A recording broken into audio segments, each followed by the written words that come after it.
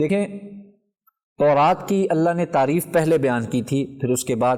اب انجیل کی تعریف بیان فرمائی ہے، اور یہودیوں کو ساتھ ساتھ تنبیہ بھی کر دی ایک اعتبار سے کہ بھئی دیکھو حضرت موسیٰ علیہ السلام جیسے آئے تھے تمہارے پاس، ایسے ہی حضرت عیسیٰ بھی اللہ کے برحق نبی ہیں، اور موسیٰ علیہ السلام کی طرح عیسیٰ علیہ السلام پر بھی ہم نے ایمان لانا ضروری ہے، جیسے موسیٰ پر تم ایمان لائے ایسے عیسیٰ علیہ السلام پر ایمان لانا بھی ضروری ہے۔ ایسے ہی یہ اشارہ بھی ہے کہ دیکھیں اللہ تعالیٰ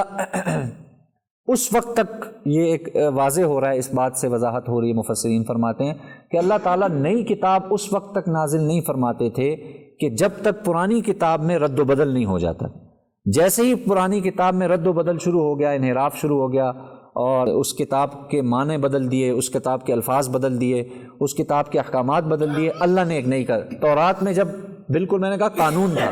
جب تک وہ قانون موجود تھا اللہ نے نازل نہیں کیا، جیسے ہی انہوں نے رد و بدل کی اللہ نے نئی شریعت، نئی کتاب نازل کر دی انجیل کی شکل میں۔ جب انجیل والوں نے بھی اور نصارہ نے بھی اس کو، جب تک وہ صحیح حالت میں تھی اللہ نے قرآن نازل نہیں فرمایا،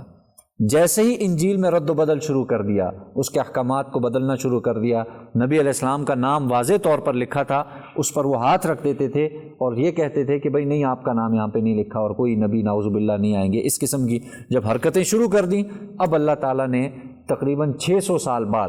آپ صلی اللہ علیہ وسلم کو مبعوث فرمایا، اور آپ پر کیا نازل فرمایا؟ قرآن مجید نازل فرمایا۔